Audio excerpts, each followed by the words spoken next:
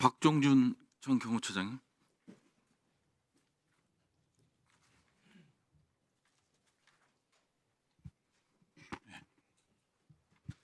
2025년 1월 7일 기억하실 겁니다. 1차 체포영장이 집행될 때 기억하시죠? 1월 3일 1월 3일이요? 예, 집행될 때 당시 처장님께서 영장 집행 수사기관과 직접 부딪히면 공무집행 방해되니 일절 부딪히지 마라라는 지시를 내린 적이 있습니까? 그거는 그 전부터 일관되게 내린 지시사항이었습니까? 체포 영장이 집행될 때 그 공무집행 방해에 대한 우려가 자꾸 제시가 되기 때문에 일단 정문 밖에서 거기서 대기시키면서 대통령단 변호인단하고 이렇게 상의하도록 하고 가급적 부딪히지 마라 그렇게 얘기를 했습니다. 박종준 증인께는 좀 죄송한 말씀인데 김성훈 차장이 박종준 처장보다 위에 있었던 건 아닙니까? 상하가 바뀐 것 같은 느낌이 들어요. 그렇게 지시를 했는데도 불구하고 김성훈 차장은 무조건 막아. 그리고 윤석열과 시그널 문자가 공개됐어요. 공개돼 갖고 국군 통수권자 안전만 생각된다. 일관된 임무 하나만 생각한다라고 대통령은 이렇게 얘기를 하고 그다음에 저희 경호처가 철동같이 막아내겠습니다. 이런 것들이 몸바쳐 막아내겠다라는 거예요. 근데 처장하고 완전히 생각이 달라요. 당일 그 원래 저희들은 정문 밖에서 됐고요. 대기시키면서 하기로 했는데 정문이 갑자기 개방되면서 이제 예상치 못한 상황이 갑자기 아니 예상치 못해도 공무집행 방해 혐의가 적용될 수 있으니까 그 명령이 옳다 그러다가 아니라 어떻게 처장과 차장이 전혀 다른 명령을 내립니까? 그게 맞냐 하는 거고요. 또 하나 그 경호처 직원들이 보안법 보안성 강화 방안 검토 결과를 처장님께 보고했죠? 저는 그 보질 못했습니다. 못했습니까? 예. 이 사실은 알고 계시죠? 그 내용에 대해서 그 어간에 대해서 그 어간 그때 그 주변에서는 그 내용을 제가 파악을 못했습니다. 형법 제155조 증거인멸 소지가 있어서 명령을 불이행한다는 내용입니다. 그 문제는 이미 그 비상계엄 후에 국수본에서 저희 경호처에 증거 보존을 철저히 해달라는 그런 공문이 왔고 거기에 따라서 제가 그 공문에 충실하게 증거 보존을 잘 하라고 제가 이미 지시를 한 바가 있습니다.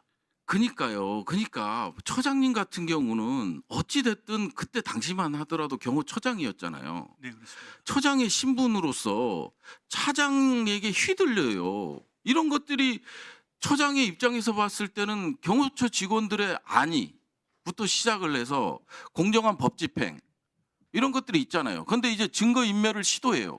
시도하다 보니까 경호처 직원들이 이런 항의 문건을 만들어서 보고를 해요. 거기서 과연 처장님의 역할이 뭔지 제가 충분히 평상시에도 직원들에게 모든 업무 처리를 법과 원칙에 의해서 진행하도록 했고 이런 큰 비상경과 같은 큰 일이 있을 때에는 그 사후에 여러 가지 문제가 생길 수 있는 부분들을 좀 세세하게 잘 챙기라고 이야기를 했습니다. 아니 뭐 세세하게 챙기라고 말씀하시. 제가 처장님을 보고 있거나 이제 말투를 보면 정말 인자하시고 단호함이 안 보이세요. 지금 김성훈 차장은 특수공무 집행방해, 증거인멸 그리고 직권남용 이런 혐의들이 있어요. 그래서 이제 구속영장이 물론 기각이 되고는 있지만 세 차례나 이런 것들이 있는데도 불구하고 경호처장이 과연 그 역할을 했나 하는 데에 대해서 의구심을 좀 갖는다. 뭐 이제 다 지나간 얘기긴 하지만 어떻게 경호처가 이게 완전히 당나라 경호처가 돼버리는 이런 상황이 발생하고 어떻게 위헌적 행위를 한 대통령을 수사하겠다고 경호차장이라는 사람이 목숨 걸고 서버 이게 훼손을 조장하고 그리고 경호처 직원들이 일을 막고 문건을 만들어서 보고하고 이런 일이 대통령실에서 일어나냐 이거예요. 죄송하지만 저도 나름대로 어쨌든 경호처장으로서의 역할을 했고 또 그에 따라서 지금 수사를 받고 있습니다. 알겠습니다. 감사합니다. 들어가 주시고요. 제 시간 멈춰 주세요. 윤인대 차관보 계십니까?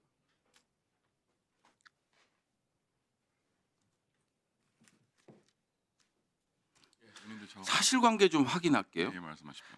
12월 3일 날 21시 55분부터 22시 21시 55분부터 기재부 장관하고 같이 했습니까? 쭉? 아닙니다. 저는 기재부 부총리 만나 뵌 거는 11시 한 30분 경이었습니다. 11시 30분요? 네. 11시 30분요? 네, 그날은 제가 집에 일찍 들어가서 이 운동을 하고 있다가 계엄을 알게 되었고, 그래서 F4A를 소집하라는 지시에 따라서 F4A를 소집을 해서 제가 은행회관에 11시 한 반경 갔습니다. 그러면 쪽지 있죠? 아시죠? 네, 대통령이 최상목 부총리한테 준 쪽지. 네. 그걸 언제 건네받았습니까? 11시 한 반경 뭐 만나 뵙고 한 5분 안쪽에서 제가 받았습니다. 건네받았습니다. 그러면 F4 회의 네. 중에 받았다는 11시 5분요? 회의 시작은 11시 40분이었고요. 회의 시작이 22시 40분 아니 23시 40분에 회의가 시작이 됐습니다. 23시 40분. 네. 그러면 1급 회의는 언제 시작했어요? 12시 한 55분 거의 1시경에 대해서 1급 회의가 시작됐습니다. 1급 회의 쪽지를 본 기억은 없어요? 내용을? 그러니까 제가 본 거는 11시 한 반경 그날 밤 건네 받고 일단 제가 밖에 나와서 제가 잠깐 봤던 거였습니다. 그 자리에서. 그러니까 밖에 나와서 회의가 그거를 있어서.